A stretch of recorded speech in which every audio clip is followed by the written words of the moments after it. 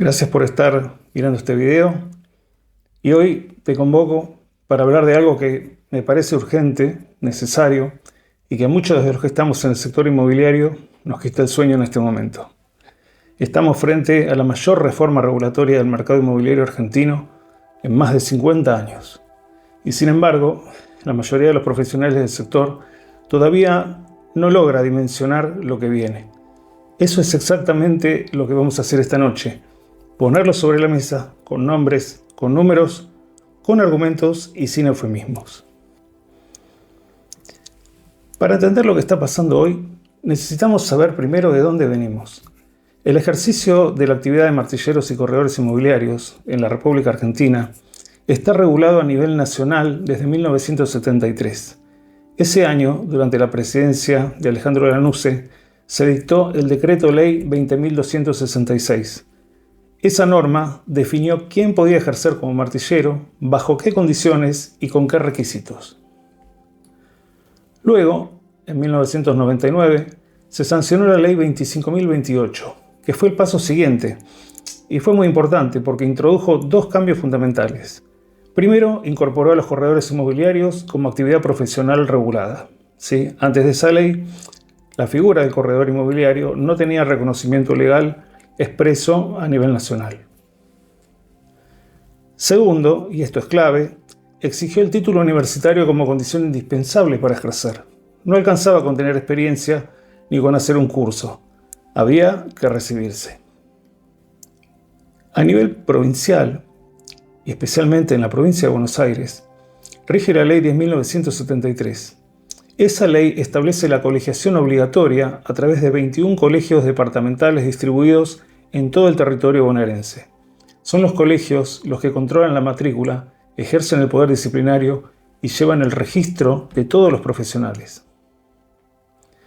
Quiero que prestemos atención a esto porque suele ser información que no se conoce a veces fuera del sector, ¿sí? Hoy, para trabajar como corredor inmobiliario en Argentina, hay que, primero, cursar una carrera universitaria que va desde 2 años y medio hasta 4 años, depende de la universidad. Inscribirse en la matrícula del colegio de la jurisdicción donde uno tiene el domicilio profesional, ¿sí? Pagar las cuotas todos los años y en algunos casos también un porcentaje de cada operación. ¿De qué estamos hablando en concreto? Bueno, para entender un poquito, en la provincia de Buenos Aires nosotros además pagamos sobre cada comisión o honorario que cobramos, sea por la intermediación en una compraventa o en una locación, el 6% de aportes previsionales. ¿Sí? Y también en CUSECBA aproximadamente unos 500.000 pesos anuales por matriculado. ¿Sí? La inscripción inicial en la Ciudad Autónoma de Buenos Aires puede superar más o menos los 3 millones de pesos. Y en la provincia de Buenos Aires un poco más.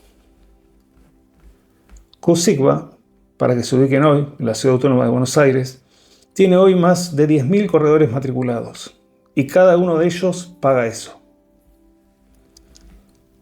Entonces la pregunta que empieza a circular es, ¿eso genera valor para el consumidor o genera una barrera de entrada que protege a quien ya está adentro? Esa es la pregunta que está en el centro del debate.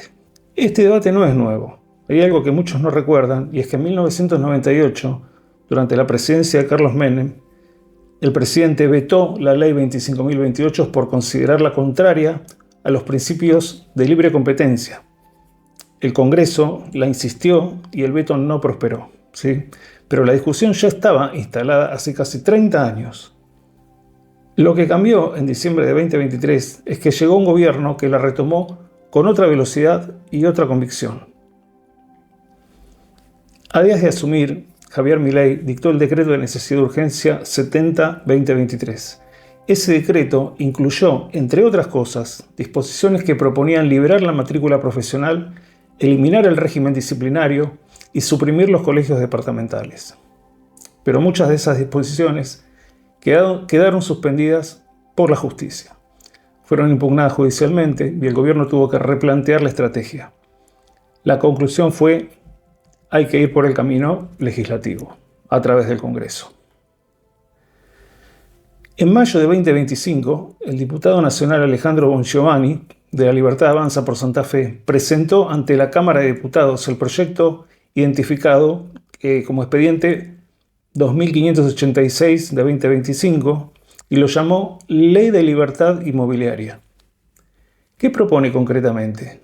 Bueno, básicamente 6 cambios estructurales.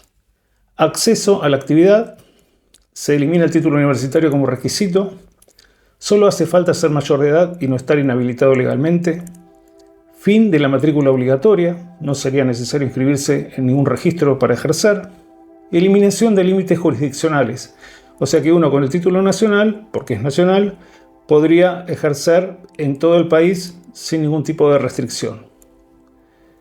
Cuarto, regulación privada optativa. Si existe una matrícula, la gestionan entidades privadas o cámaras. El Estado en ese punto no interviene para nada. 5. Eliminación de aranceles mínimos. Las comisiones las negocian libremente entre las partes. Recordemos que, por ejemplo, en la provincia de Buenos Aires tenemos una escala arancelaria de mínimos y máximos, cosa que en la Ciudad Autónoma de Buenos Aires es de libre contratación, más allá de algunas disposiciones internas del colegio que sugieren algunos marcos normativos de usos y costumbres, ¿sí? Pero bueno, el tema, y en el punto 6 está, que es el fin del poder sancionatorio de los colegios. Las sanciones pasan a la justicia ordinaria y a la ley de defensa del consumidor. El diputado Bongiovanni fue muy claro al fundamentar su proyecto. Dijo, el objetivo es volver a poner la intermediación inmobiliaria en el ámbito comercial, quitarle regulación para que la pueda realizar cualquier persona. Y según algunos trascendidos de prensa, este proyecto ya tendría tal vez los votos necesarios en la Cámara de Diputados para obtener la media sanción. Ahora viene algo que muchos todavía no saben por qué pasó, y es hace unos muy pocos días, el 28 de abril de 2026, hace unos días, el ministro de Desregulación y Transformación del Estado, Federico Sturzenegger, confirmó públicamente en el evento Real Estate 2026, que fue organizado por Reporte Inmobiliario en la Universidad Católica Argentina, que el gobierno enviará al Congreso un paquete de desregulación inmobiliaria en junio de 2026. ¿Qué incluye este paquete? Los lineamientos son eliminar la matrícula obligatoria para corredores inmobiliarios, reducir los costos de las operaciones de compraventa, digitalizar las escrituras y eliminar los costos ocultos que impactan en el precio final de las propiedades. Sturzenegger fue directo. Dijo algo que vale la pena reproducir textualmente porque resume la filosofía del gobierno. Dijo, entre otras cosas, que un colegio profesional ponga un precio mínimo es una aberración social. Y distinguió algo importante. El problema, dijo, no es la existencia de los colegios en sí mismos. El problema es cuando usan el poder del Estado para fijar condiciones que no responden al mercado. También fue honesto sobre la complejidad del proceso. Reconoció que muchas regulaciones dependen de las provincias y que podrían requerir reformas constitucionales para ser modificadas desde el nivel nacional. Eso no es un detalle menor y ya lo vamos a tratar con rigurosidad. También hay una tercera vía que muchos no tienen en el radar, que la reforma laboral que ingresó en el Senado en diciembre de 2025 incluye en su título 7 un capítulo llamado Libertad de matrícula. ¿Qué hace este capítulo? Propone derogar la Ley 24.493, que es el marco nacional que dio sustento legal a los colegios profesionales en general y a la matriculación obligatoria para cientos de profesiones, ¿sí? No solamente la nuestra. En su lugar, se crearía un registro federal de egreso, denominado REFE, ¿sí? Una base de datos pública y gratuita con todos los títulos universitarios emitidos desde el año 1964. Quien se reciba obtiene automáticamente un número de matrícula nacional, sin colegio, sin cuota y sin trámite adicional. Las profesiones incluidas en este esquema son muchas, desde economistas, contadores, médicos, traductores, también los martilleros y los corredores inmobiliarios.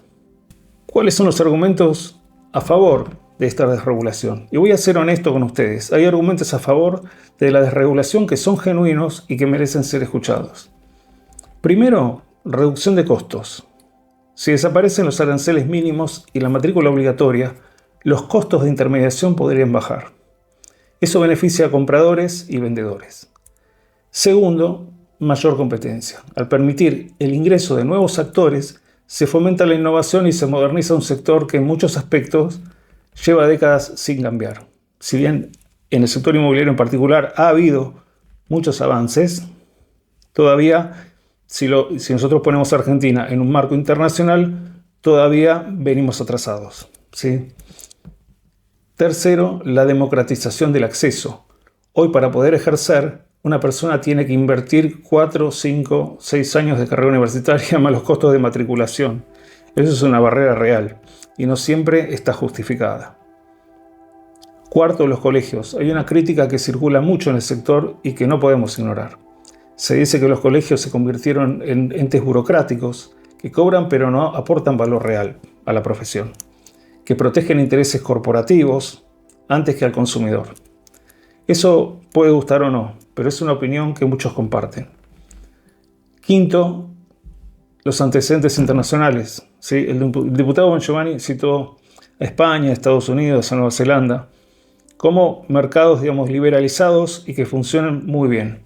Hay modelos en el mundo que muestran que la intermediación inmobiliaria puede funcionar sin matriculación obligatoria. Después están los argumentos en contra, ¿sí? Y los riesgos reales.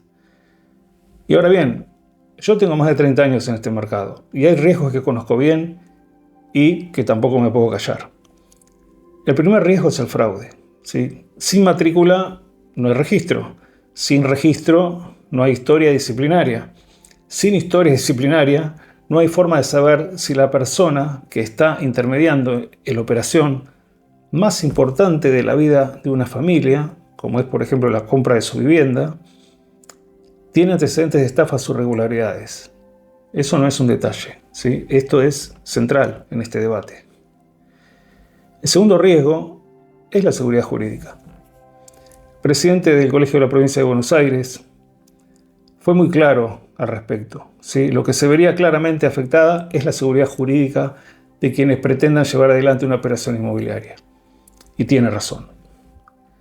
El tercer riesgo es la desprofesionalización, ¿sí? Si mañana puede intermediar cualquier persona sin ningún requisito de formación, ¿qué pasa con la calidad del servicio? ¿Quién le explica a un comprador los riesgos de una escritura con problemas, de una operatoria con inconvenientes? ¿Quién detecta un inmueble con deudas ocultas, ¿sí? Con gravámenes, por ejemplo? Y hay un cuarto punto que es más técnico pero muy importante: el riesgo para el sistema previsional.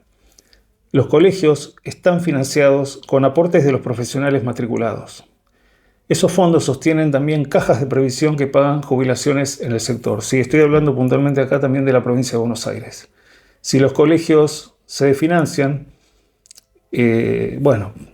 la caja también lo va a hacer, ¿sí? Y esas jubilaciones van a estar en riesgo. Los colegas que hemos pagado muchos aportes, muchos años de aportes previsionales, tenemos en riesgo el sistema previsional, ¿sí? Y este no es un tema menor. Frente a este escenario, la Cámara Inmobiliaria Argentina presentó una tercera opción. Y esta tercera opción no habla de una desregulación total, pero tampoco del statu quo, ¿sí? Una modernización inteligente, ¿sí? Sus ejes son básicamente 4. Primero, un registro nacional de libre jurisdicción que permita operar en todo el país manteniendo estándares de calidad. Y esto es realmente acorde a la época, ¿sí? Ayornar la profesión a la época. No puede ser de que cruzando un puente o cruzando un río o una ruta o una calle no podamos intermediar por la cuestión jurisdiccional de los colegios departamentales y de los colegios, digamos, de cada provincia, ¿sí? De cada jurisdicción. La verdad que este es un tema que hay que revisar, porque los medios tecnológicos que tenemos, ¿sí? Los medios informáticos, los medios de comunicación que tenemos hace muchos años y que cada vez están más, digamos, modernizados, cada vez son mejores, nos permiten poder realizar operaciones en cualquier lugar del país. Esto es algo obvio, esto es algo que lo sabemos. Después, la otra cosa que propone esta de regulación en parte es un sistema MLS nacional, ¿sí? ¿Qué es el MLS? Bueno, es un sistema informático, es el Multiple Listing Service, que, digamos, garantiza transparencia y colaboración entre las inmobiliarias. Este es el sistema que tiene Estados Unidos, ¿sí? Yo en particular lo conozco bien porque he trabajado con sistemas de este tipo y realmente sería un aporte tecnológico muy importante para el sector. Y la legalización del agente inmobiliario auxiliar. Este es otro tema de gran debate, que es una figura que actuaría bajo la supervisión de un corredor matriculado, ¿sí? Y también, digamos, en el cuarto punto, habla este proyecto alternativo de el monotributo para los auxiliares, ¿sí? Para poder reducir la informalidad que hoy en día sabemos que existe en el sector. La presidenta de la Cámara hizo una aclaración que me parece importante subrayar. El sistema actual no obliga a nadie a contratar a un corredor para comprar o vender una propiedad. La compraventa entre particulares es perfectamente legal y válida. La ley no regula esto, ¿sí? No regula un derecho a cobrar, digamos, explícitamente sí o sí para intermediar, ¿sí? Lo que hace es brindarnos a nosotros el derecho de cobrar honorarios en caso de que el cliente, que el consumidor, contrate nuestros servicios. Si no, los particulares, entre particulares pueden hacer las operaciones también. Entonces, bueno, nada más ni nada menos que esto, que no es un tema menor tampoco. Ahora vamos al punto más complicado de todo este debate, que es el que, entiendo yo, menos se menciona en los medios, pero que puede determinar si estas reformas pueden prosperar o podrían terminar bloqueadas. Argentina es un país federal. Esto significa, según el artículo 121 de la Constitución Nacional, que las provincias conservan todo el poder que no fue delegado expresamente a la nación, ¿sí? Acá hablamos de lo que se denominan las facultades no delegadas de las provincias al Estado Nacional, ¿sí? Que esto viene desde la primera Constitución, viene desde el acuerdo de las provincias unidas del Río de la Plata con Buenos Aires, cuando se conforma la primera Constitución Nacional. Son esos pactos preexistentes de los que habla el preámbulo nacional, ¿sí? Y ahí las provincias se reservaron el control de la matrícula y la potestad disciplinaria sobre todas las profesiones. Y este es un tema muy, pero muy importante. Entonces, ¿cuál es la pregunta obvia que surge? ¿Puede el Congreso Nacional dictar una ley que derogue la colegiación obligatoria en todo el país? Incluyendo lo que establece, por ejemplo, la Ley 10.973 de la provincia de Buenos Aires. Julio Esperanza, presidente de la Asociación de Martilleros y Corredores Públicos de La Plata, fue contundente al respecto y dijo: los martilleros y corredores públicos estamos regulados a través de un colegio provincial. El sistema provincial le veda el camino a cualquier tipo de nuevo marco que pueda venir desde el Congreso o a través de un decreto desde el Poder Ejecutivo directamente. Sí, y cuando hablamos de colegios provinciales, incluimos también a COSICBA como un colegio local, ¿sí? Que hay una discusión ahí jurídica si la Ciudad de Buenos Aires es o no una provincia. Ese es otro tema, un tema que se debatió en el año 94 en la última reforma de la Constitución. Bueno, quedó como una jurisdicción local, ¿sí? Pero es una jurisdicción completamente autónoma, al igual que el resto de las provincias. Y esto explica por qué la estrategia del gobierno no es derogar, digamos, completamente las leyes nacionales, sino sancionar una ley para modificar algunos artículos de estas leyes nacionales. Entonces, el objetivo es establecer un piso de libre competencia a nivel federal que impida a las provincias reimplantar barreras.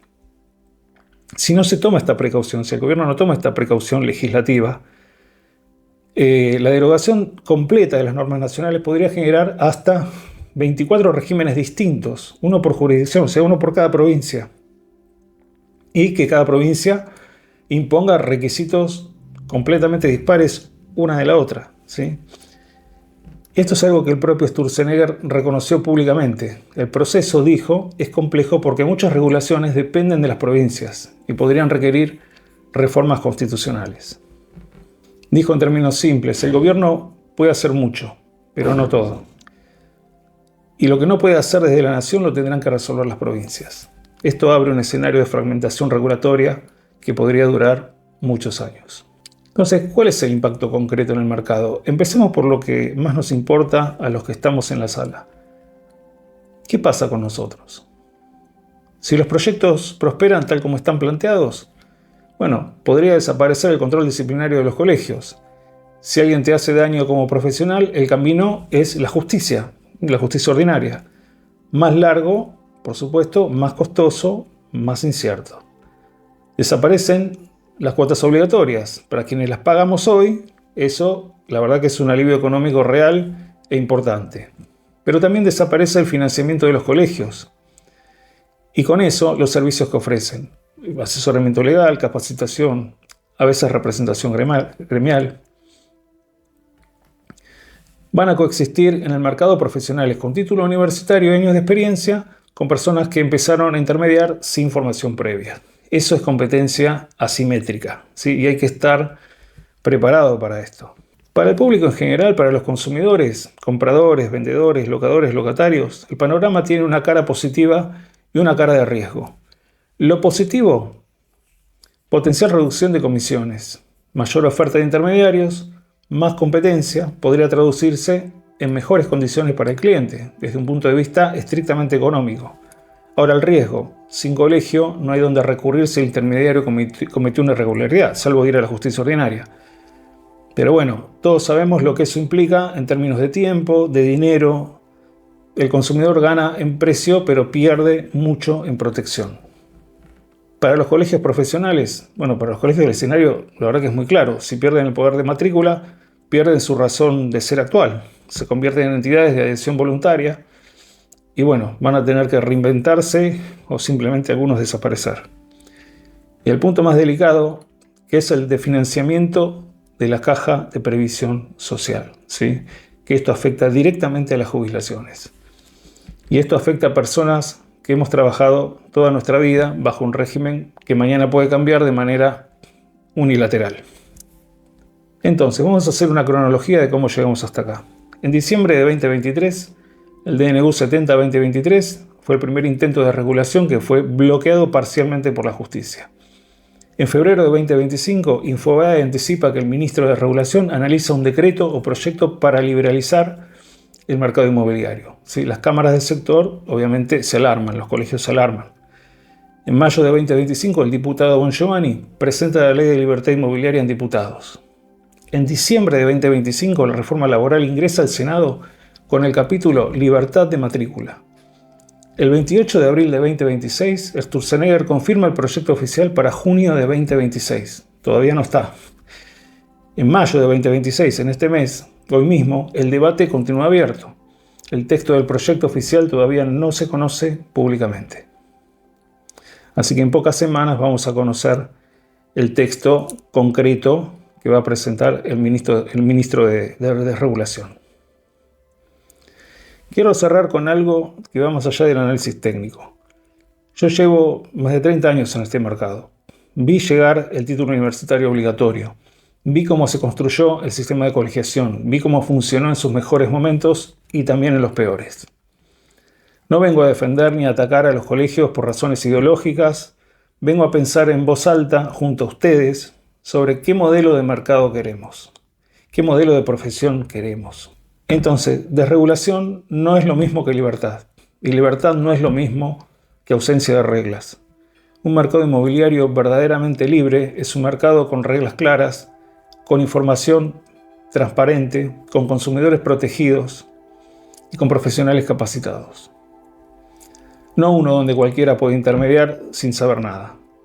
Y si algo sale mal, el comprador que pierde los ahorros de toda su vida va a tener que contratar a un abogado para esperar años y tener algún resultado, si es que lo tiene, en la justicia.